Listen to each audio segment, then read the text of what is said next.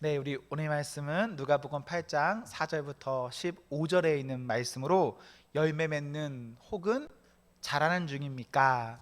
열매 맺는 혹은 자라는 중입니까? 라는 제목으로 하나님 말씀 증거하겠습니다. 저는 사람들과의 대화 중에 종종 이런 소리를 듣습니다. 사람은 변하지 않아. 사람의 어떤 기질이라는 것이 있는데 그런 기본적인 것들은 변하지 않는다라는 말입니다.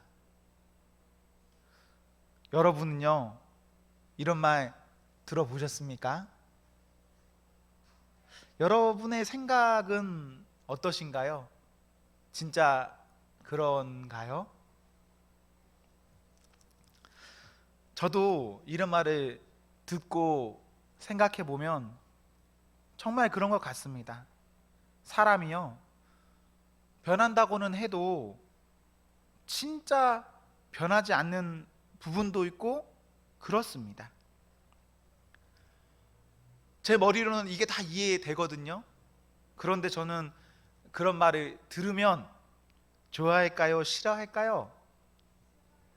저는 그런 말이 머리로는 그게 무슨 말인지 알거든요.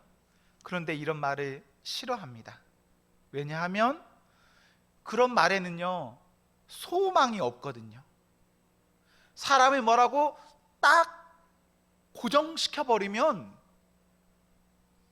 그 사람 어떡하나 혹은 나는 어떡하나 라는 마음이 생겨서 그게 무슨 말인지는 분명 알고 나도 공감하지만 그 말이 저는 좋아하지는 않아요.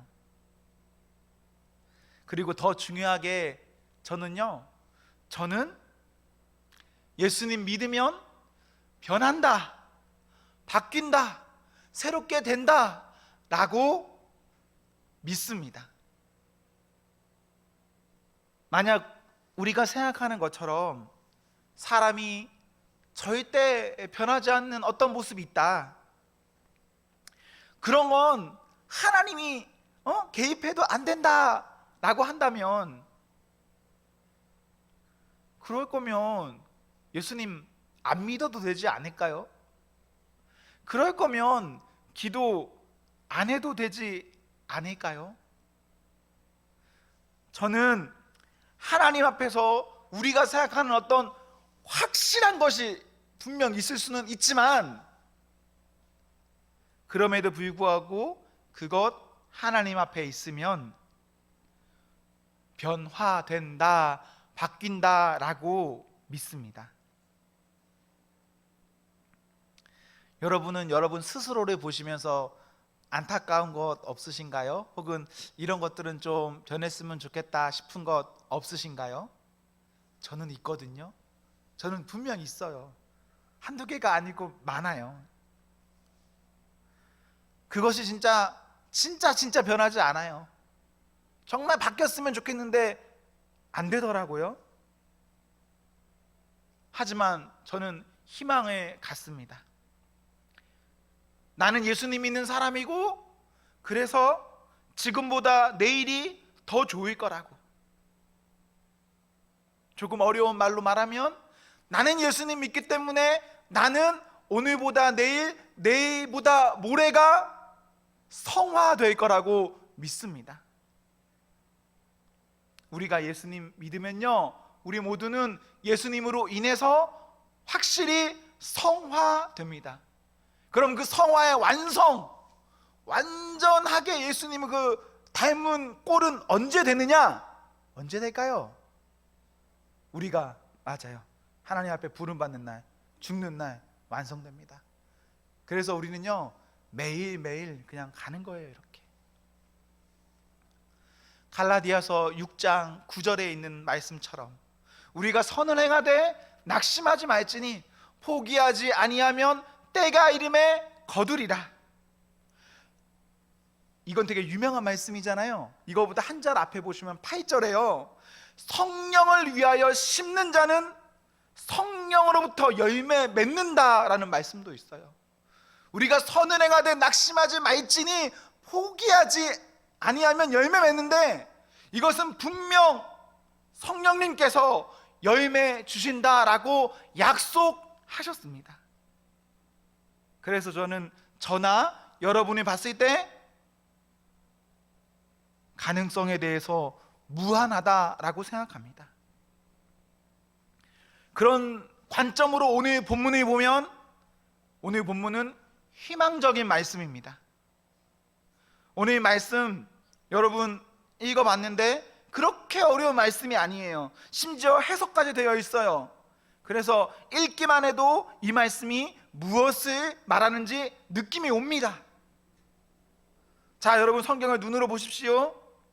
오늘 본문을 크게 두 부분으로 한번 나눠 보십시오. 한번 마음속으로 나눠서 생각해 보세요. 어디서부터 어디가 챕터 1이고 어디서부터 어디가 2로 둘 수 있을까요? 자, 시간을 잠깐 드릴게요. 눈으로 보시면 돼요. 10초. 1, 2, 3, 4, 5, 6, 7, 8, 9, 10. 네, 어느 정도 판단되셨죠? 4절에서 8절, 9절에서 15절 이렇게 나눠 볼 수 있습니다.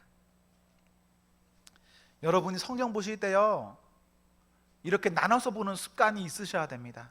그래야 조금 더 의미를 잘 파악할 수 있어요. 혹시 여러분 지금까지 살면서 나는 성경 창세기부터 계시록까지 한 번도 다 읽어본 적 없다라고 생각되시는 분들, 그런 분들은요 2022년이 되면 성경을 꼭 한 번은 다 풀로 순서로 해서 다 읽어보시기를 바라는데, 맨 처음 여러분이 성경 읽을 때는요 아무 생각 없이 읽으셔야 됩니다. 한 3번은 아무 생각 없이 이게 이해가 되냐 안 되냐를 떠나서 그냥 읽는 거예요. 기계처럼.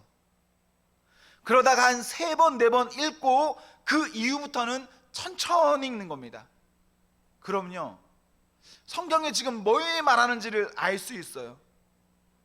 어쨌거나 주일은 그걸 전체를 볼 수 없으니까 오늘처럼 한 단락 정도만 나눠서 보는데, 여러분 말씀 볼 때 펜이나 혹은 어떤 메모지 있으면 잘 체크해 보셔서, 저의 말을 듣는 것도 중요하지만 여러분이 생각하셔야 됩니다. 그래서 여러분의 말씀으로 만들어야 해요. 오늘 본문을 4절부터 8절, 9절부터 15절 이렇게 두 부분으로 나눠 보았는데, 먼저 4절에서 8절 4가지 종류의 땅에 대해서 말하고 있습니다. 똑같은 씨가 4가지 땅, 밭에 뿌려진다. 어떻게 됩니까? 씨는 똑같아요. 근데 밭이 다르죠? 이건요 그냥 교회 안 다녀도 누구나한테나 물어봐도 아마 똑같은 말이 나올 거예요. 비슷하게. 이건 상식이니까. 씨가 아무리 좋아도 땅의 속성에 따라서 그 씨가 어떻게 될지, 땅에서 열매를 맺을지 안 맺을지, 뿌리를 내릴지 안 내릴지 알 수 있습니다. 5절 길가, 6절 바위, 이거 돌밭이라는 말입니다. 7절 가시 떨기, 가시 덤불밭, 8절 좋은 땅. 딱 봐도 길가 열매 못 맺고, 바위 이것도 열매 맺을 가능성 거의 없고, 가시 떨기 크게 자랄 가능성 없고, 좋은 땅 이거는 좋은 땅이니까 맺겠죠. 오늘 우리 본문에서 중요한 부분은 그 다음부터입니다. 9절부터 15절. 여기서부터가 전자를 해석하는 부분입니다.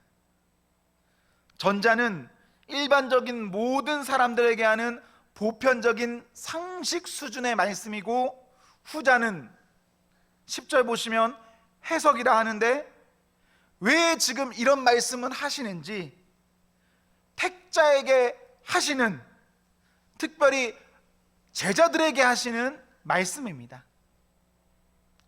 오늘 본문을 좀 더 깊이 보기 위해서는 여러분 같은 본문을 다루고 있는 마태복음 13장 그리고 마가복음 4장의 말씀을 혹시 집에 가셔서 시간 되실 때 함께 읽어보시면 좋습니다. 조금씩의 기록이 다르거든요. 그런데 비교하면 우리의 해석이 조금 어려운 부분이 메꿔질 수 있어요. 11절에 씨는 무엇입니까? 씨는 하나님 말씀. 12절 땅은 말씀을 들은 사람입니다. 씨는 말씀이다, 땅은 사람이다. 말씀은 씨처럼 모든 사람에게 동등한 조건으로 내려지는 것입니다. 하지만 사람은 네 가지 밭이 다른 것처럼 네 종류의 사람이 있습니다. 본문 15절이나 마태복음 13장 19절에 보시면 사람의 다름을 볼 때 무엇을 기준으로 하느냐? 마음을 기준으로 합니다. 말씀이라는 것이 나에게 찾아왔을 때 12절 같은 사람, 12절 같은 마음의 사람은 듣고 흘리는 사람입니다. 그래서 다른 여러 가지 말이 들리면 그 말에 넘어갑니다. 13절 같은 사람은 듣고 뭔가를 하긴 하지만 어려움이 찾아오면 포기하죠. 14절 같은 사람은 듣고 믿으려고 하지만 하나님과 세상이라는 갈림길에서 마가복음 4장의 표현으로는 자기 욕심을 따르는 사람입니다. 15절과 같은 사람은 듣고 지키어 열매 맺을 때까지 인내합니다.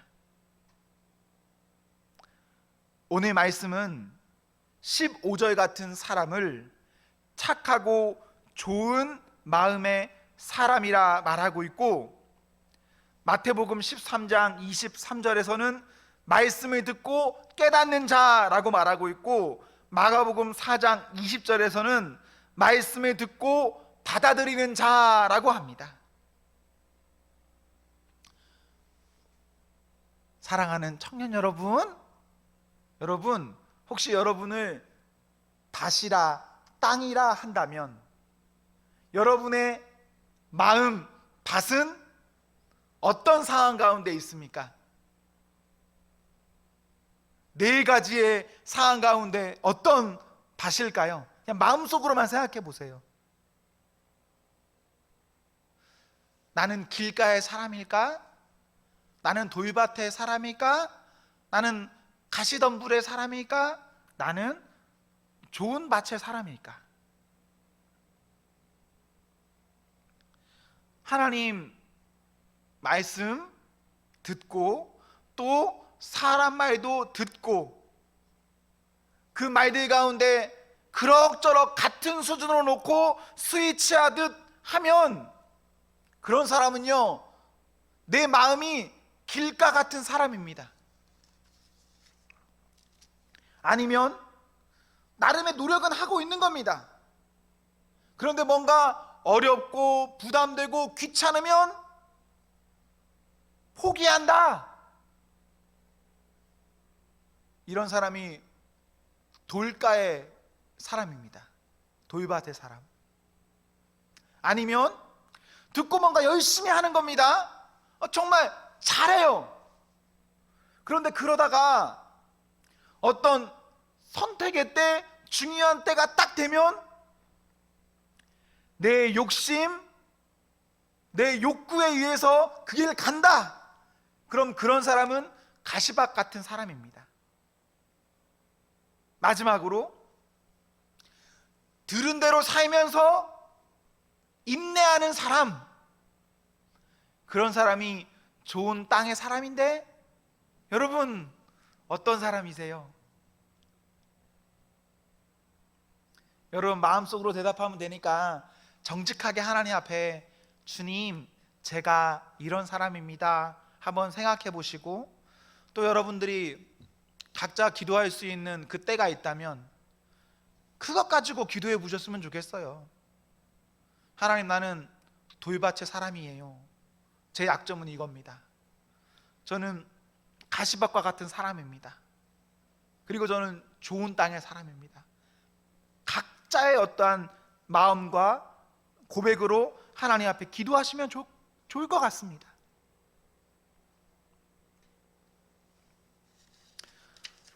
오늘 같은 본문, 그리고 제가 여러분에게 여러분은 어떤 마음밭의 사람이죠? 라고 묻는다면 우리 마음은요, 뭔가 어렵고 부담되고 귀찮고 싫을 수 있습니다. 마음이 어려울 수 있어요. 제가 처음에 오늘 말씀 시작할 때쯤에 이랬잖아요. 이 말씀 희망적인 말씀이라고. 그런데 지금까지 들으면 별로 희망적이지 않지 않나요? 그런데 이 말씀은 조금 더 생각해 보면 희망적인 게 맞습니다. 내 밭의 현 상황을 놓고 보면 우울할 수 있지만 조금 더 생각해 보면 무척 좋은 말씀인데요. 왜 그런가? 땅은 변화될 수 있습니까? 없습니까? 땅은요, 기경하면, 땅은 밭을 갈면 물론 땀은 흘려야겠죠? 어떤 소모적인 일은 분명 있습니다. 그런데 밭은 기경될 수 있다는 겁니다. 그러면 어떠한 밭이든 하나님 앞에서 변화된다라는 점에서 이 말씀은 매우 희망적인 말씀입니다. 중동 같은 사막에 가면요, 사막도 푸르를 수 있구나, 이걸 눈으로 볼 수 있어요. 진짜 사막에 돈 바르니까요, 사막이 사막 같지 않아요. 우리나라에도 어떤 해안가에 가보면 바다 육지가 될 수 있습니까? 없습니까? 육지가 될 수 있죠. 중국같이 땅이 넓은 곳에 가면요, 산, 바다가 될 수 있을까요? 없을까요? 산도요, 바다 같은 호수로 아주 크게, 내 눈에 보기에는 이거 바다예요? 근데 지도로 보니까 호수야. 그렇게 만들 수 있습니다.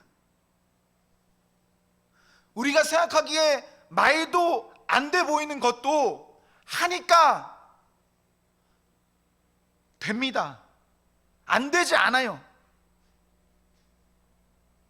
조영국이란 사람, 우리 오늘 찬양 인도한 우리 승준 형제 같은 사람 변할까요? 안 변할까요? 변합니다.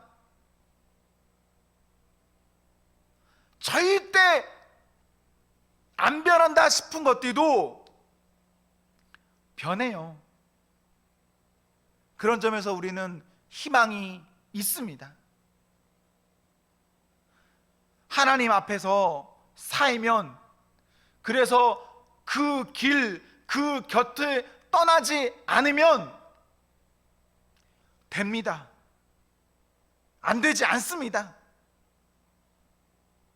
우리 모두가 하나님 앞에서 묵묵히 꾸준히 인내하면 그 사람 달라집니다. 저는 저를 보면서 제가 엄청 많이 달라졌다라고 제 스스로 느껴요. 저요, 초등학교 때 한 번도 학교에서 발표해 본 적이 없어요. 선생님이 시켜야 해요.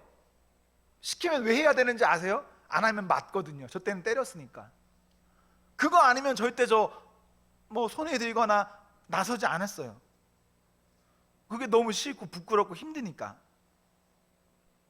그리고 여러분 같이 이렇게 만나지 않습니까? 여러분 저를 만났을 때 제가 혹시 딱딱할 수도 있겠지만 제가 스스로 생각하기에는 나는 별로 안 딱딱한 사람이야 라는 느낌으로 다가가려고 노력하거든요. 근데 저 되게 딱딱하고 되게 고지식하고 되게 좀 무심합니다. 그냥 그래요. 그래서 어쩌면 저 같은 사람은 이렇게 앞에 있으면 별로 적당한 사람이 아니에요. 그런데 하나님께서요, 시간이 지나감에 따라서 차츰 바뀌어가게 하시더라고요. 기도하면서 하나님, 저는 이렇게 하면 살 수가 없어요 라고 기도하면서 묵묵히 그 자리에 있으니까 하나님, 그 자리에 서 있는 그 사람 불쌍히 여기셔서 그 사람을 변화시키시더라고요. 그런 의미로 이 자리에 계신 여러분은 분명 저보다 더 성격이 좋고 착하잖아요. 그래서 모두가 다 하나님 앞에 바뀔 가능성이 있습니다. 나는 안 된다, 절대 그럴 수 없다, 그런 것 없습니다. 왜 그런가요? 태어날 때부터 내가 가진 성격, 내가 가진 어떠한 기질 때문에 나는 바뀌지 않고 그것을 끝까지 갖고 가야 된다면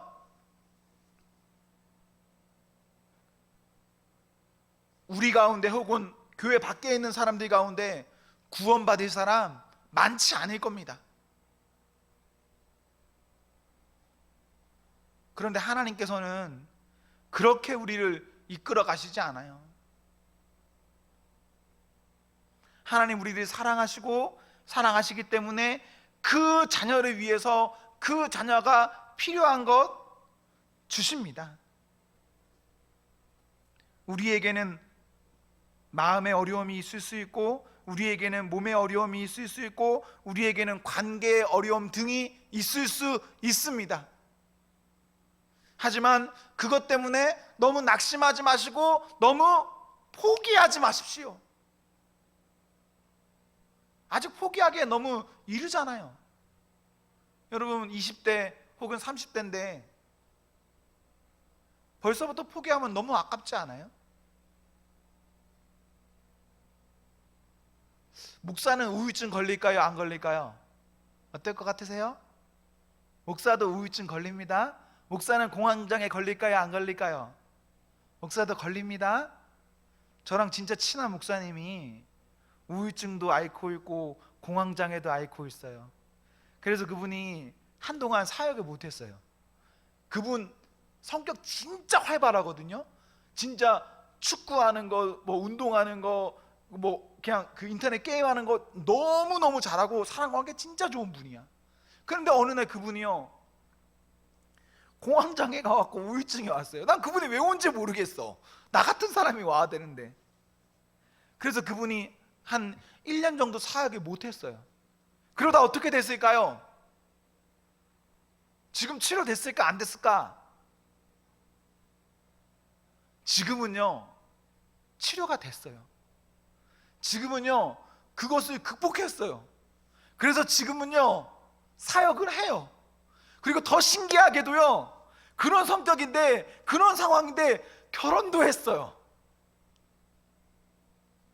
그런 거 보면 그분이 진짜 힘들어서 혼자 있는 것도 무서워하고 막 힘들어 했거든요. 그런데 그런 거 보면 하나님께서는 진짜 하나님께서 어떤 불쌍히 여기시는 사람 있으시면 그 사람요 어떻게든 도와주세요.